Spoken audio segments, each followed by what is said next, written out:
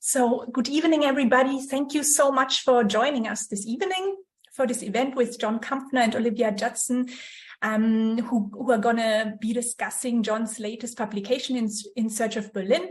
And shortly, I'm going to post 2 links into the chat function as well. So if you feel inspired after this discussion to buy the book, if you haven't done so yet, please use these links and to get your copy of In Search of Berlin. And just a quick note on the technology, if you want to ask any questions during this discussion, there's a Q&A function at the bottom of your screen. So you can put your questions in the box, and you also have the option to upvote questions. So if you want to ask a question that's quite similar to another one, you can just upvote it, and yeah, that's it. And I'm just briefly going to introduce Olivia, who's then going to introduce John in turn. So Olivia is an evolutionary biologist, actually, which is very impressive.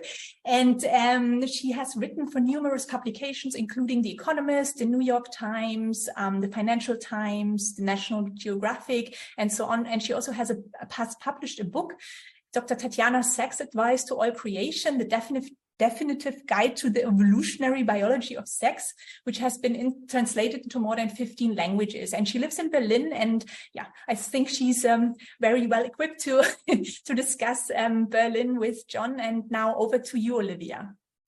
Thank you. Thank you very much. And it's my pleasure to introduce John Kampfner. He's an award-winning writer, filmmaker, and political commentator.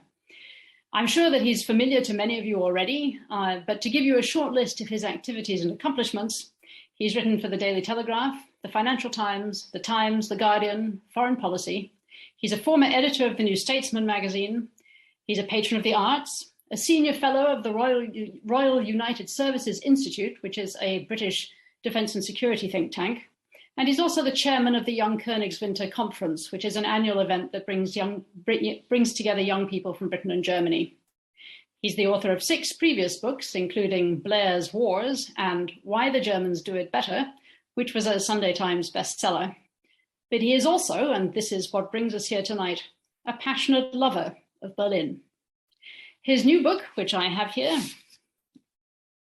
In Search of Berlin, The Story of a Reinvented City, was published earlier this month by Atlantic Books. It's part history and part an opinionated guidebook. John takes you all over the city, not only to its well-known destinations like the Brandenburg Gate or the Memorial to the Murdered Jews of Europe or the television tower in Alexanderplatz, but also to lesser visited, more obscure attractions, such as the extraordinary place in the citadel of Spandau where you see banished statues, and a museum that's only open every other Sunday for 2 hours to look at remnants of the Bohemian immigrants to Berlin several centuries ago. This is, however, I think really, in some ways it's not a history so much as an attempt to unpick the palimpsest that is modern Berlin, to use the structures and remnants of the city today as a way to meditate upon the extraordinary and tumultuous history of this place. As he writes, to walk down any street in the heart of old Berlin is to see one era overlaid on another. I have lots of questions, and I'm also expecting everyone else to have lots of questions, but I want to start with the first one about the development of your relationship with Berlin. You came here as a foreign correspondent for the Daily Telegraph, assigned to East Berlin in the late 1980s in what turned out to be the last years of the DDR. And you've been spending time here ever since. And my question is, when did you realize that you were falling in love with the city? What is it about Berlin that exerts such a hold on you? It's not elegant like Paris. It's not stylish like Vienna. It's not grand like London. It lacks the grace of Prague. And frankly, many of its buildings are ugly. It has no stunning scenery. It's built in the middle of a swamp in a sand patch that was laid down by the last glaciers. It's grubby and covered in graffiti. The inhabitants are often gruff, sometimes downright rude. So what is it? When did it seduce you? Was it love at first sight, or did it sneak up on you in a more gradual way? What a great first question, Olivia, and good evening to you. In a case of reverse ferret, you're in Berlin. I'm actually in London at the moment, but I'll be back in Berlin for the duration of November, doing actually a series of book events there. And good evening to Tamara. Thanks for your introduction, and to Peter, and to all of you at the BGA who are tuning in to this. And I remember in slightly different circumstances doing another BGA Zoom event when we were launching in 2020, Why the Germans Do It Better. Quite different books. That was deliberately provocative. That was designed to make an argument that some found, particularly Germans found, rather difficult to handle.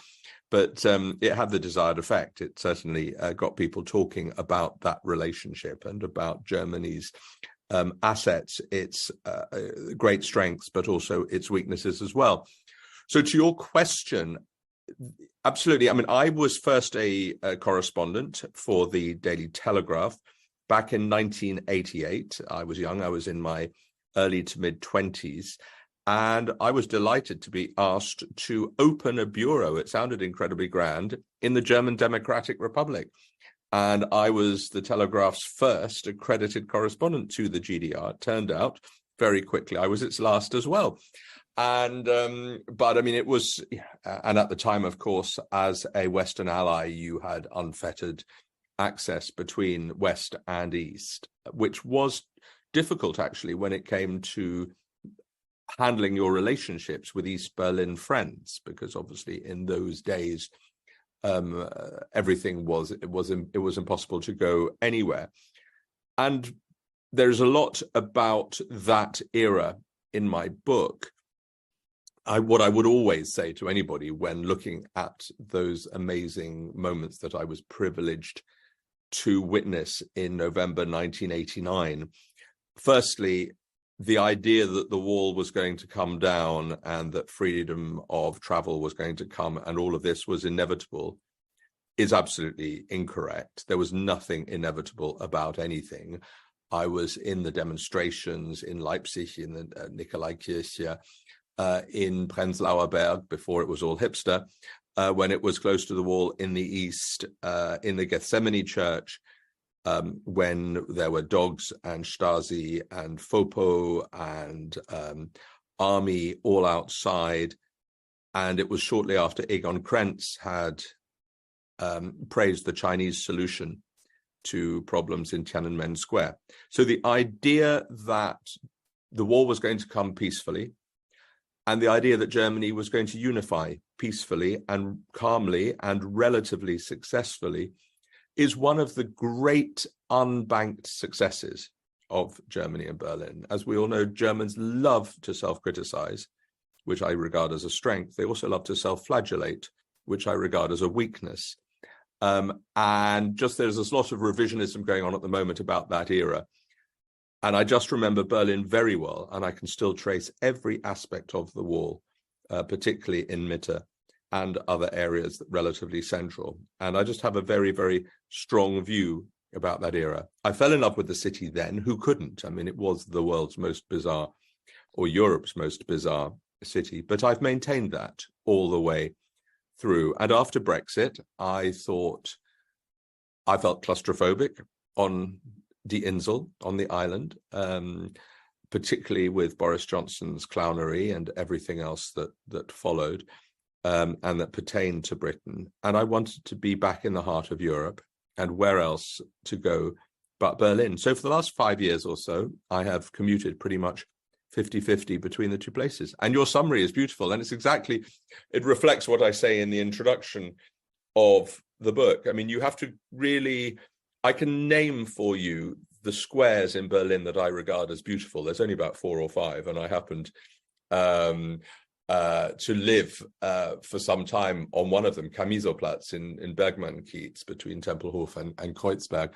And there are other beautiful ones as well. But there is a vast swathe, particularly West Berlin, actually, that would not pass many aesthetic tests, nor would a lot of the infrastructure, nor would a lot as you've described it. But I'll just read you one sentence from the introduction or one short paragraph that follows on from what you've just said. It says, Berlin's shortfalls are tangible. It is unloved by those who fail to understand it.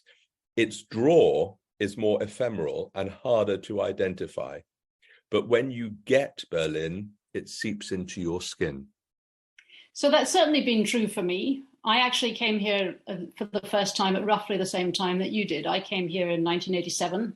My father was on sabbatical. I was an undergraduate in the States. My father was on sabbatical, and I spent the summer of 87 and the summer of 88 here. And I was absolutely enthralled, both by East Berlin, which as an American I was able to go into relatively easily, but also by just the whole atmosphere of West Berlin. I remember at that time traveling on the S-Bahn with people with the doors open, sitting, smoking in the doorway as the train was rolling. And it was just completely different from anything I'd experienced before. And so eventually here I am back again. And I love it here. But I think that one of the things that is particularly attractive is this feeling of the past. William Faulkner, an American novelist, once said, "The past is never dead, it's not even past."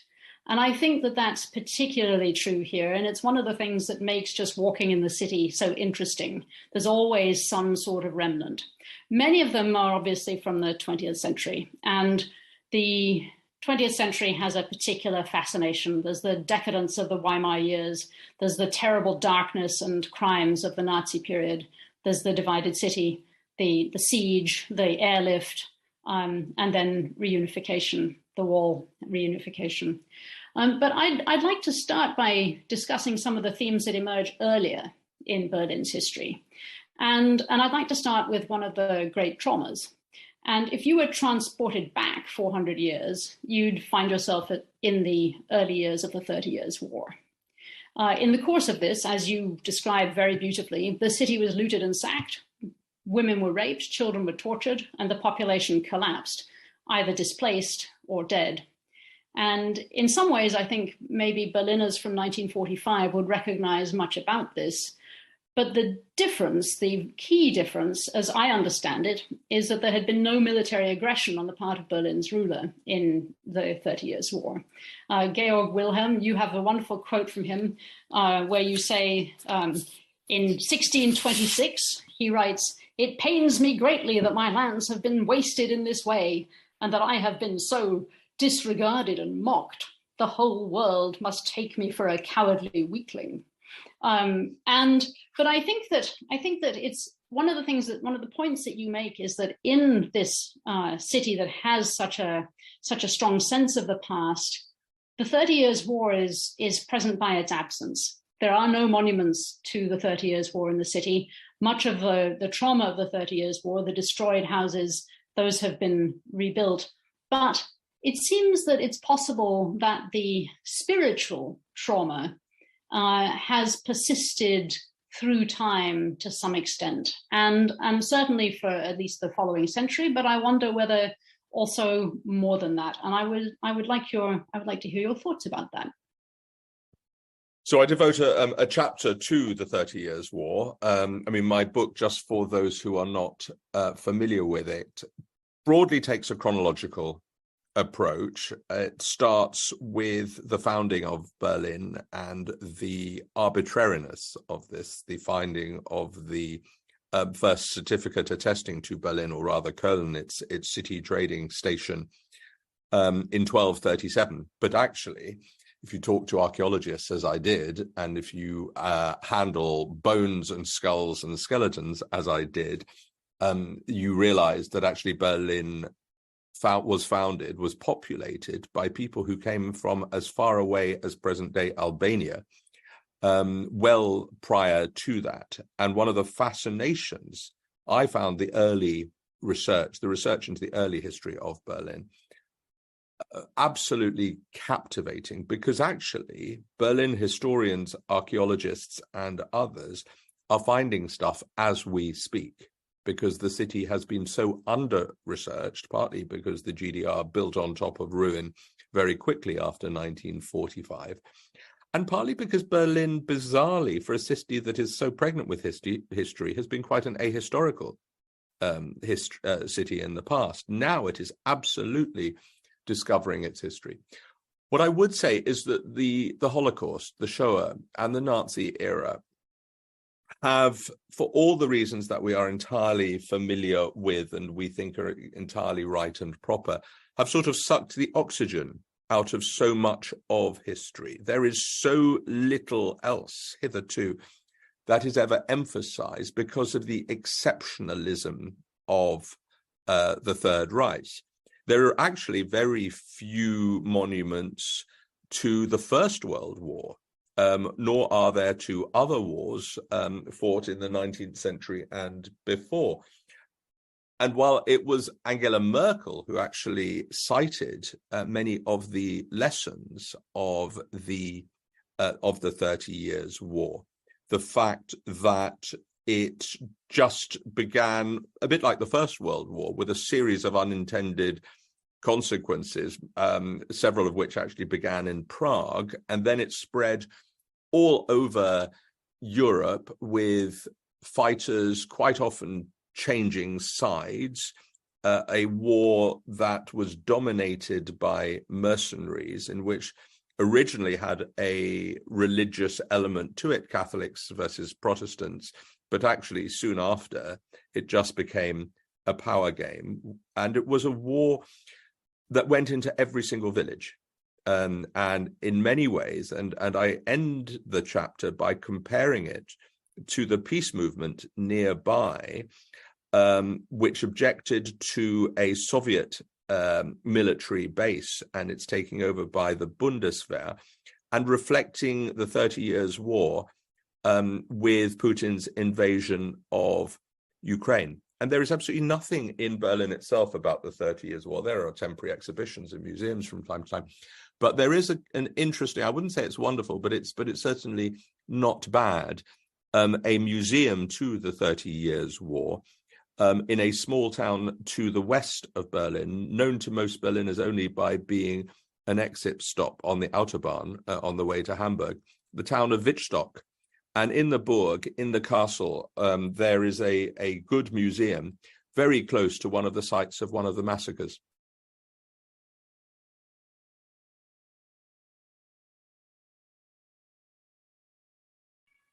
Sorry, there seems to be a bit of police action behind me. But do you think that trauma has, I mean, for example, do you think that it shaped what came to be seen as Prussian militarism? Do you think that the fact that the city had no natural defenses and and was so terribly treated by the invading armies, do you think that had an influence on the development of what we now see as a rather militaristic society, culminating obviously in the 19th and 20th centuries? Well, at the risk of being too grand sweep, and I'm sure there are historians among our number on this call tonight, on this event, the subsequent history of Berlin and Brandenburg in its various manifestations was one which seemed to lurch between asceticism and militarism on the one side, and then relative enlightenment for its time on its other, most famously a century or so later, but in the relationship between the Soldier King and his son Frederick the Great. And actually you see that quite a lot with the Lustgarten. So the Lustgarten, at some points in its history, that's, for those who are not familiar, that's the patch of land between the Schloss and the Museum Island, incredibly beautiful when it is beautiful. And that has ranged between being a place where queens have been able to grow vegetables and arrange beautiful gardens, to being completely ripped up for the, parades of soldiers. In the GDR, it had that in mind. In the Nazi times, it was as well. But there have also been periods when it has been, as it is now, a very beautiful part of Berlin. So Berlin has always lurched between those two basic paradigms. And I would say the 30 Years' War is merely a reflection of that rather than the starting of that. And the The more direct link I make, actually, is between the 30 Years' War and the present-day peace movement, and the difficulty with which Scholz and others has had, the difficulty he has had in pursuing his Zeitenwende, and the what I regard as the necessary militarization of German politics, in other words, the use of hard power for good ends, which is obviously something that Germans instinctively recoil from. So, but I mean, the fundamental question of Berlin, if you go right back to the 13th century, and many of my quotes at the start of chapters are deliberately pejorative, just to make very rude. Balzac, the capital of boredom. Exactly, Dostoevsky through to present day Ai Weiwei. Who on earth would have constructed a major city, let alone a capital city, in a place like Berlin, which was marshland swamp? And as all Berliners know, including many of you, I'm sure, in this event, it is mind-numbingly flat. And so across the winters, you have the Siberian winds blowing in from the east, and it is also incredibly easy to invade, as Napoleon did with spectacular success. Thank you. One of the compelling things that you describe is the sense that even though the city has changed so markedly, a Berliner from today transported back to different times would nevertheless recognize aspects of the social scenario in the sense that, okay, today, if you wish to function only in English, to a large extent you can, but had you been around 300 years ago, you could have functioned entirely in French. The pressure on the housing, which today is so extreme, is by no means a unique occurrence in Berlin's history. And I was wondering what you think about that. Absolutely. Well, those two trends are endlessly fascinating. One of the key themes of this book is the importance of migration, the importance of the other in developing Berlin. So all the way through medieval times, Jews came to Berlin partly or very largely because the situation that they faced elsewhere in Europe was worse, which did not mean remotely that it was enlightened in Berlin, but actually at certain times, as I use in my penultimate chapter, in which I devote a chapter on its own to the Jewish history of Berlin, when the new synagogue on Oranienburger Straße was consecrated in 1866, it was the hottest ticket in town. Everybody wanted to be invited, and the guest list started with Bismarck and went pretty much all the way through government and elsewhere. And so there was a period, again, it was never easy, but there was a period when Jews in Berlin were absolutely assimilated and accepted. And there is, by the by, a separate question, which Moses Mendelssohn raised and others did as well, about the requirement to assimilate. So, but it wasn't just the Jews. You had the Huguenots fleeing France after the revocation of the Edict of Nantes. You've had whole groups of Dutch, not usually coming as refugees, usually coming actually, although some did, usually coming for, as you would now call them, economic migrants. And then famously, you had 400,000 Russians of all political persuasions coming in and around 1917, 1918 into the mid-20s, such that Charlottenburg was nicknamed Charlottengrad, famously. Buses and trams, the bus driver would announce a stop or a station in Russian, endless numbers of newspapers, magazines, let alone restaurants, whatever. It became a Russian city, which leads me to the chapter before the Jewish chapter, is actually a separate chapter about Russian history in Berlin, because these two groups, I would say, are more pivotal to the history of Berlin than any other. And then after the Russian influx, we had the Gastarbeiter, predominantly Turks, who absolutely kept West Berlin, the island city that was hemorrhaging people during the Cold War. It basically kept the place going. They kept the place going. And then in 2015, Angela Merkel allowing in 1 million Syrians, Afghans, Iraqis, others across Germany, but a large number, a disproportionate number, ending up in Berlin, and now the 1 million or so Ukrainians. And what is so interesting about Berlin, as I seek to describe in the book, is that every wave, the new influx of people, helped to evolve the city in a new direction. And then they took on the same manifestations as Ur-Berliner did anyway, by being a little bit stroppy towards the next lot of incomers coming in and adopting that same sort of slightly cliched surliness about the person. And there's a constant competition between Berliners. You'll see, you'll know this yourself, between people who consider themselves real Berliners and those who are now just generally denigrated as Schwaben, which could mean you're anything. It could mean you're French, you're British, you're from Hamburg, you're from Vienna, you're from Mexico, you're all Schwaben, because you're basically just outsiders.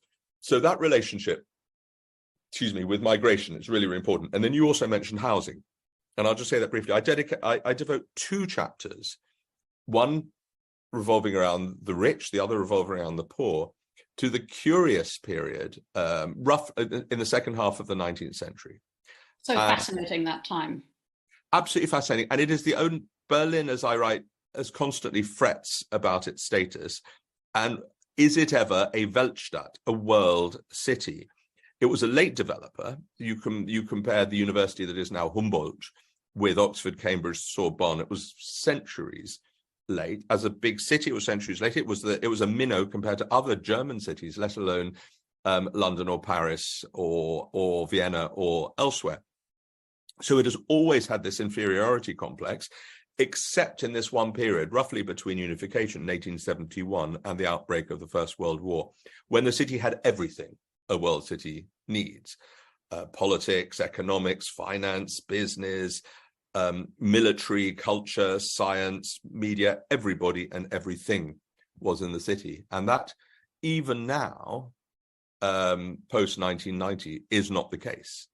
Finance is still in Frankfurt. Service industries are still predominantly in Munich and Hamburg, and automotives are predominantly in Bavaria and Baden-Württemberg, which leads to the perennial question of Berliners of now, which is the city becoming normal, quote unquote? What exactly is normal, and do they want it to be normal? Oh, and just back to your point about housing, in this period of rapid industrialization, that is when mass housing developments were built, the rental barracks, the Mietskasernen, which, depending on your point of view, which partly reflects on your present day politics, whether you broadly belong to, think of yourself as left or right, they were either hideous, exploitative, terrible, disease-ridden buildings of exploitation, or they were one of the first socially enlightened mixed housing developments, which included not necessarily the wealthy, but the reasonably well-off, all the way through to the poorest in the city. They didn't divide them off. And that argument is raging now with discussions around rent caps, expropriation, and whatever else. So it's another example of history and present day reflecting back on each other. Thank you. So there are a couple of questions that have come up in the chat, and one of them is relevant to this topic, which is the issue with attitudes to migration very similar everywhere? Is Berlin unusual in its attitudes towards migration? I would say yes, because I mean it goes back to your very first introductory question. You know, the draw, the unique selling point of Berlin. And its incompleteness. It is because of its history, and particularly its 20th century history and division, it is still a place where I'll just quote actually David Chipperfield, the architect who I've known for a long time, and who obviously you all know, has redone the Neues Museum, the Neue Nationalgalerie, and other famous buildings. Berlin is not really there, he says. It's an idea. It's been a Prussian idea of a metropolis, a Nazi idea, an Allied idea, an East German communist idea, and more recently a young people's idea. And this is the point. It is not a completed masterpiece, but a canvas on which different generations have painted. And in a way, it's a bit like New York during its sort of grubbiest period in the 80s, when people could come because they knew that they could almost disappear. They could be absorbed into a city that was incomplete, that didn't quite work properly, but it wasn't intimidating in a way that the sort of Haussmann-esque grand Paris can be if you are an outsider seeking to come in. How on earth can you make your mark on a city that is complete? So you might think. Of course, Parisians wouldn't necessarily think that themselves.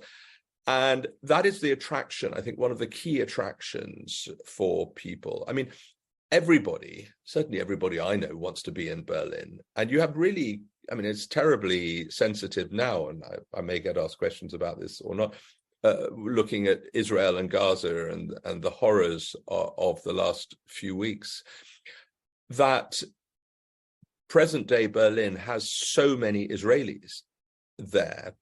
And one of the reasons, and it's in my Jewish chapter, I talked to quite a few rabbis and other community leaders, spent a lot of time with them, the questions of identity. And so modern day Berlin's Jewish population is predominantly Russian. It's predominantly people who fled either the Soviet Union or post-communist Russia by presenting Jewish credentials to Israeli authorities and getting Israeli passports, and as a result having open-ended access to Germany. And they come to Berlin, a lot of them, just because it feels more lighthearted. And this, I'm talking about this pre 2 weeks ago, and it's a place. Israeli restaurants were incredibly fashionable. Israeli artists finding a place. And it was only afterwards almost that history inevitably catches up with you. It is very hard to be in Berlin and being from somewhere and not somewhere along the line being caught up by history.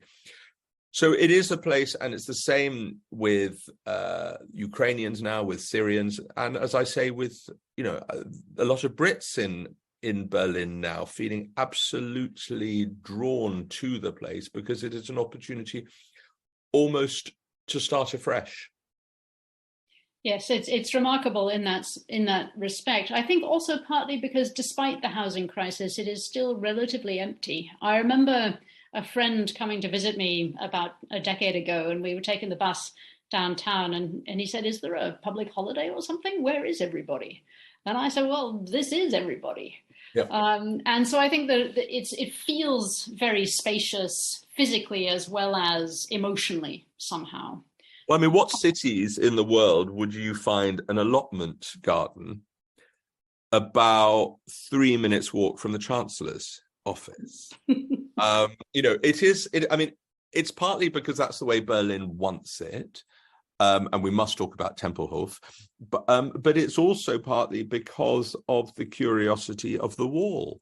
And obviously on the East German side of Mitte, you were not allowed to live or be close to it unless you were particularly certified. I mean, I had a flat in one of the high rises on what I confidently insist is the ugliest street in Berlin, and that really takes some doing because there's no shortage of competition contenders for that mantle, which is Leipziger Straße, which, by the way, in the 19th century was the chicest street of all. That's where all the great grand new shops and restaurants and department stores, Wertheim and others with their chandeliers, And to see it then and now, and it's not much better now, is really a sight to behold. So you have this whole area of East Berlin in the very heart of Mitte that still feels eerie.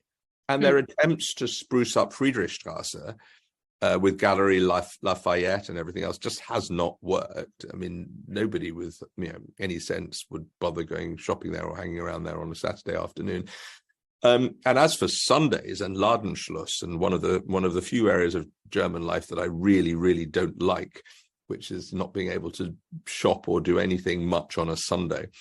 And you can hear your footsteps in so much of central Berlin, which is a very political point. I was with, I spend some time, and I talk about him in my final chapter, this city planner and very passionate campaigner called Benedikt Goebel, who is part of a group that is trying to change Berlin by making it a more densely populated city in those parts of the city that are excessively quiet. And he argues, and I broadly accept his view, that if you really want Berlin to be what it wants to be, then you cannot have whole areas of the city that sort of still remain largely, as you said, unoccupied and deserted.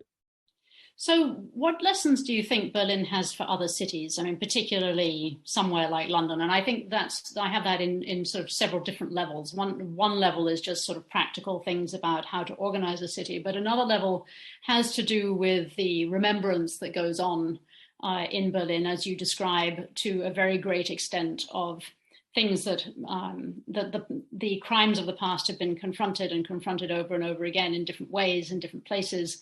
And I wonder whether there's anything that one can learn from that about how to continue to confront the colonial past in London, and what to do with the statues of people who are no longer so attractive, and so on. I think the biggest crime committed in Berlin, which I've done inadvertently on a few occasions, is to sound glib, to talk about house prices or something. You get almost immediately denounced as being gauche, as being materialistic. Now, some of this is an artifice, because some people are sitting pretty, and they're not just foreigners, on Berlin properties that they snapped up when things were really cheap 20 years ago. Now, they're not nearly as cheap as they were then, but they're still cheaper than elsewhere. But it is the point that I find, I don't know how you find it, that in social situations, and I'm being, of course, generalizing, because there are many, many exceptions to both of these generalizations, that in London, conversations can all too quickly become rather sort of materialistic and lazy and whatever else. And it's sort of absolutely frowned upon in Berlin. You go straight in on history, you go straight in on philosophy, on identity politics, on, dare I say it, horrific discussions about war and peace. And I've had so many arguments with people over Russia and Ukraine. I'm extremely hawkish when it comes to supporting Ukraine, and some of the salon pacifisten that I have, including friends of mine that I have had set twos with. But it's done with great passion, and it is done with great respect.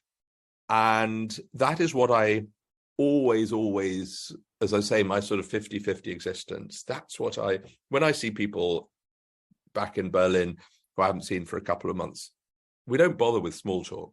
We dive straight in on the big issues of the day, and people can be, as we all know, pretty direct in the way they discuss things with you. And that comes partly from the German school system and the German sort of Art und Weise, the German way of being. But I also think it is reflected literally from the bottom up. It is reflected from the streets, because you cannot walk in Berlin without turning one corner and coming to some sort of either very small or very large memorial or something else that points to history. And as I say in the introduction of the book, the amazing thing about Berlin is that everywhere you see history, and yet very few buildings actually have any history. And that requires you to work harder. In London, you can see the Tower of London. In Paris, you can see the Bastille. In Berlin, you might be able to see certain buildings like the Schloss, but it bears no relationship. We could go on forever, and I devote a whole chapter to the Schloss and the Humboldt Forum. And you might see the Brandenburg Gate, but they've all been redone many a time. And so you just, as I say, it is this sense of history and the world. It's also the geography of Berlin. It just feels so much more, particularly in a European context, in the heart of everything. You could talk about the Polish elections, the Slovak elections, even the Spanish elections, whatever. And it means a lot in Berlin. And somehow in London, it just feels a little bit further away.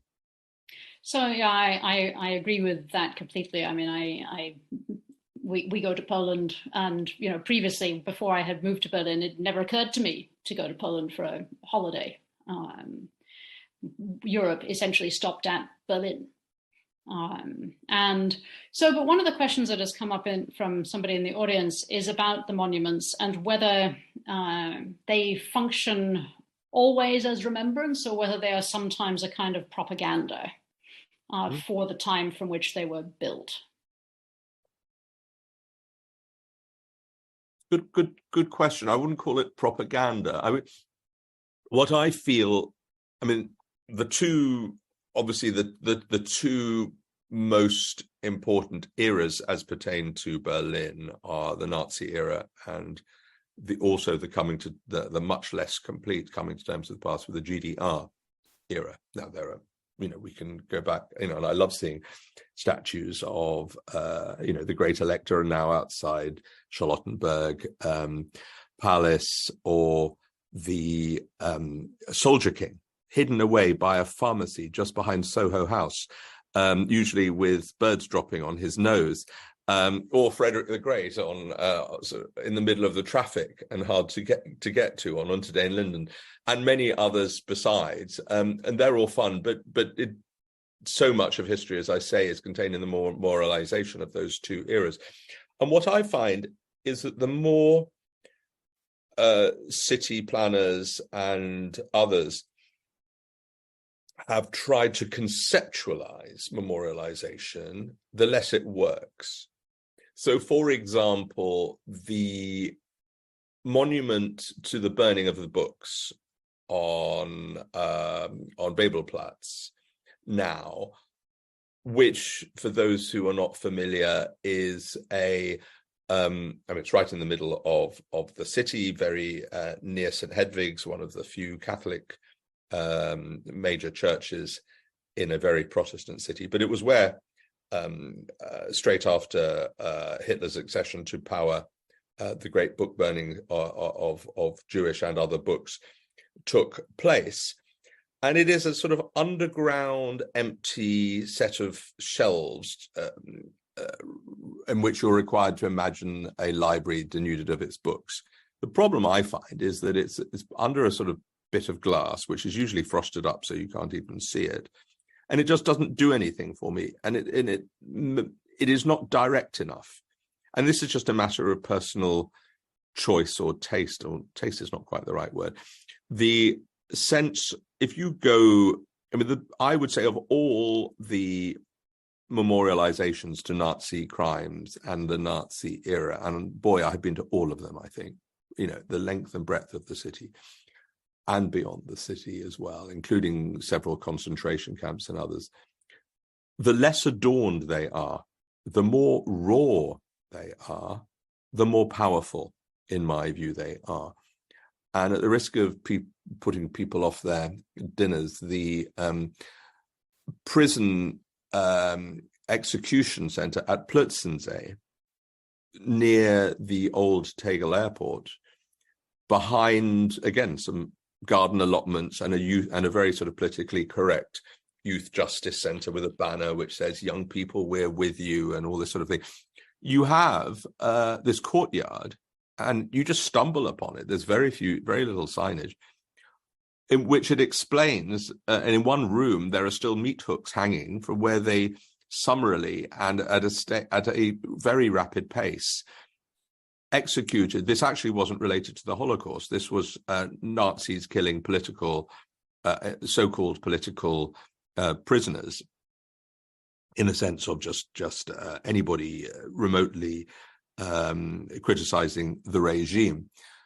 And it is an incredibly powerful monument, just as anybody who next wants to be in Berlin and to go somewhere they haven't been, I would strongly encourage them to go to the former GDR remand center in Hohenschönhausen in the northeast of the city. I went to both places, and a particularly bleak winter evening, sort of 5 o'clock driving sleet, you know the picture. And this one, it was on a Saturday early evening, and you get shown around the remand center by a former prisoner. And this woman, and this is more than 30 years ago now, 35 plus years ago, and this woman, her hands were still shaking. She was still furious. And you literally walk around and you can see the cells, and you can see the tiny, tiny exercise yard, and just how awful it was.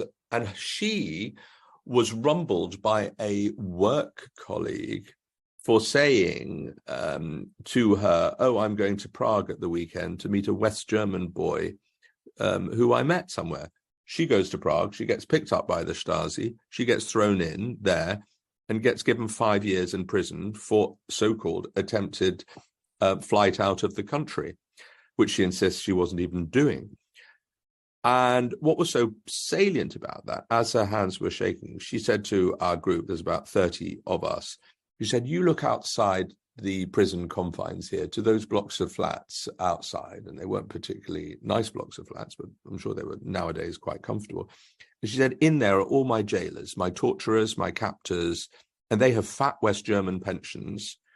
And here am I was so traumatized by the experience, plus nobody wanted to employ me.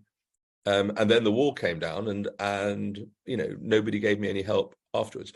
The reason I'm saying all of this is that, again, it's an example of history playing on your mind now with the present. And that particular site, Hohenschönhausen, is again completely unadorned, and in my view, stronger as a result. So I don't think it's an issue of propaganda or where it is. Yeah, I mean, there are some monuments that are a little bit sort of too much. I mean, there's one right outside the Staatsoper in West Berlin. I still talk about West Berlin and East Berlin, which is a memorial to this guy, Benny Ohnesorg, who was killed by the police for demonstrating against the Shah of Iran's visit in 1968. And it turns out that the policeman who shot him was an East German infiltrator designed to whip up trouble. And the monument is quite powerful, but it does go on a bit. And it really sort of lays it on about the sort of terrible crimes and everything else. Whereas, again, I just think just tell the story more boldly and people will feel it will be more powerful. Well, it's obvious that the GDR is still only really a generation ago, and I expect that as time passes, it will be looked at more closely from the point of view of remembrance. But you said that you wanted to talk about Tempelhof, and I also want to talk about Tempelhof, because when friends come to visit me in Berlin, I always recommend that they go there, because I think that, so for people who don't know, it's the former airport. It's now a park. Before it was an airport, it was a parade ground. Before that, it belonged to the Knights Templar. It's a sort of weird mix of everything with a sort of post-apocalyptic feeling. And at the same time, you have everybody, you know, because it's post-apocalyptic because the runways are overgrown with moss, and you have kestrels hunting voles and skylarks nesting. And at the same time, you have people rollerblading and just generally everybody enjoying themselves. And it's absolutely vast. It's a unique space, I think. And for me, it just represents so much about the city. I wonder how you feel about it. And also, is there a place that you would suggest people visit, that if they have one place to go, where would it be? Well, on the first, talking about Tempelhof, you've described it very well. it was also a parade ground for Kaisers and kings, and it was a Nazi parade ground as well. And it was from there that the Americans and the Brits flew their jets during the Berlin airlift to overcome the Soviet blockade of Berlin in the late 1940s. So there's history, and layer upon layer upon layer, and the buildings are all massive, great Nazi buildings. And so after a couple of years after the Soviet forces left after unification in the early 90s, it continued going as a commercial airport, but there was not much purpose in that. So it basically closed. And the city at the time came up with this idea, perfectly reasonable idea and modest idea, to convert about a third of it in a classic mixed development of commercial housing, social housing, public buildings, swimming pools, schools, etc., and shops. Just the classic, almost sort of build a new sort of area for the city, in a city where there, as we've already discussed, acute housing shortages, which, by the way, is still quite inexplicable to me, given that Berlin's population is only 3.5 million, and it is smaller than it was just before the outbreak of the Second World War, when it was 4 million. So how a city can conjure a situation in which there are housing shortages when it is so small and so underbuilt in so many places. But that's one of the great curiosities of Berlin. So they plan to do this, and then the locals say, no, we have to have a referendum. They have a referendum, and these plans are overwhelmingly defeated.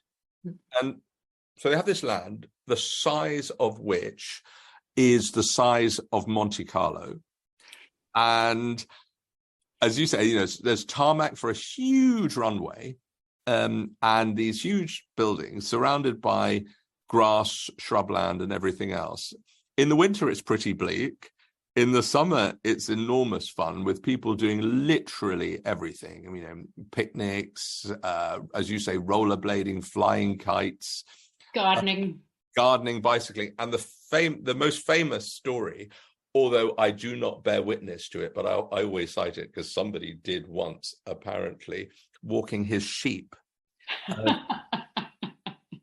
in the center of Berlin. Again, where else but Berlin would you have? And I think, oh God, there are so many places. If there was one place, where would you go? I just think, for sheer madness and eccentricity, it has to be there. Yeah, great, excellent. So we agree about that. We agree on quite a lot.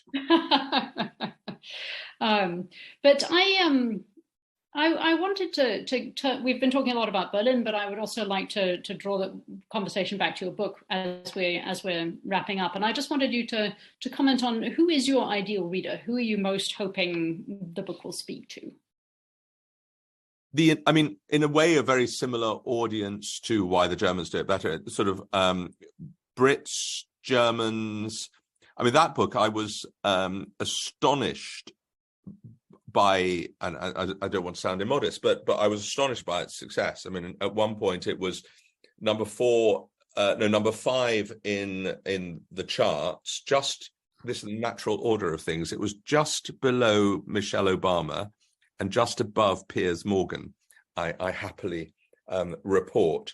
And it was, and what I found so exciting about it, and what I hope this book will do, and the reviews so far have been very generous and nice, and the coverage has been very good. And I think it reflects, whichever side of the line people were on Brexit or on other political issues, I think an absolutely untapped and still to a degree unrecognized strong interest that Brits have in Germany, and particularly in the city of Berlin. It is no longer, if you say, all the time people say to me, I now have a sort of standard one-pager when people say, "Oh, I'm going to Berlin next week. Got any recommendations?" And I just say, "Oh, here goes," which I keep on updating, hopefully with quirky, less obvious places. And it is people who are, I would say, European, who are outward looking, and who want to associate themselves with the culture and the history and the life of a country that obviously Brits and others have had very complicated relations with over time. Both books are very positive about Germany and Berlin in their different ways, but not uncritically so as well.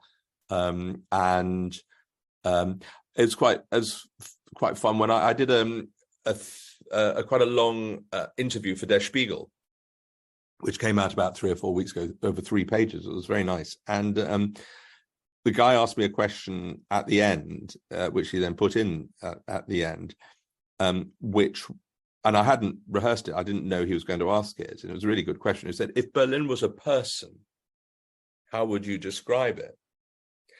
And I can't remember the exact words I used, but it was along the lines of intelligent, exciting, curious, neurotic, who would go and see their therapist once a week. And I do think that is, you do not go to Berlin in a way that you would go to Venice or Bruges or somewhere for just a nice, quiet weekend to see lots of, beautiful buildings and waltz around. You go to Berlin almost to be confronted by something and to have your wits tested and your sensibilities tested. And I can't ever get enough of it. No, I can't either. I mean, it's just an amazing place. I just wanted to say that there was one comment in the chat to thank you for mentioning her and Schönhausen, and that the director was unfortunately sacked by the local left-leaning government because he and then the comment doesn't go all the way through, but apparently because he was too pointed about what had happened there. I didn't know that. I'd be quite interested tomorrow if you could connect me with the questioner about it, because I didn't know that, and I find that fascinating. And then there's one other question, but I'm not sure that we really have time for it, but it's what is the best way to get between Berlin and London? And also, what are your views about Berlin's current airport? Okay, well, my daughters keep on, and I do it all the time, it must be said. So my carbon footprint is terrible, and I apologize in advance for that. I seek to offset that by not having a car in either city. But that is no excuse. I would love to go by train. There's a night train to Brussels now. Yeah, so you still have to get the Eurostar and then change. And then, so basically you have to leave London at 5 o'clock in the afternoon. And if all goes well, you'll be in Berlin at sort of 9 o'clock the next morning, which is great. I mean, where I'm in London, which is pretty central, and where I spend most of my time in Berlin, which will come to the great BER airport, is not that far from it. I have, when everything goes well, which isn't always, I can do it door to door in 4 hours. And I was doing it all the time, almost in a sort of slightly weird, discombobulating way. As for BER Airport, we're all nostalgic for Tegel. And I went on one of its, I think, 4 or 5 days before it closed down. I flew out, and it was one of those amazing airports, as I'm sure many of you know, where you could walk in and straight onto the plane in a nanosecond. There was no room, and you wouldn't want to be there any longer because there was nothing to do, and there was no room inside it anyway. And now you've got this cavernous, ugly airport 10 years late. I wrote about it a lot in Why the Germans Do It Better, in a whole section about the now standard reprise on German infrastructure. People talk about Deutsche Bahn. I think the single worst one is Stuttgart railway station, which is still a hole in the ground 20 years later. Makes HS2 and everything else seem like nothing in comparison. But BER, it was an absolute nightmare. It's not a nightmare anymore. It's just boring. Thank you. Thank you very much indeed. I see that Tamara has reappeared, which I think is our signal. Well, let me end on one quote, because I don't want to end on the word boring. Okay. the French at the start of every chapter, I have a quirky quote, and the French then culture minister Jacques Lang, who I'm sure is known to many of you, came up with a wonderful one-liner: "Paris is always Paris, but Berlin is never Berlin," which I just think is wonderful. Sorry, Tamara. Thank you so much to both John and Olivia. That was a great discussion. I really enjoyed it. And I hope you at home in the audience also did enjoy it. And if you did, we have a couple of other events coming up in November. We have an event with Professor Frank Trentmann on his book, Out of the Darkness. That's an in-person event at the London School of Economics. We have an event on the 8th of November on disinformation and challenges to democracy in the UK and Germany. And then we have our carols and readings coming up in December, and an event with Jürgen Kraus on the 29th of November, where he will be talking about German baking. This is suitable for Christmas. So if you don't know, Jürgen Kraus is a bake-off contestant, a great British bake-off contestant from 2021. And so please join us if you like. And thank you again to all of you participating and to the audience at home. And I hope you had an enjoyable time. And yes, thank you so much. See you soon. Bye, everybody.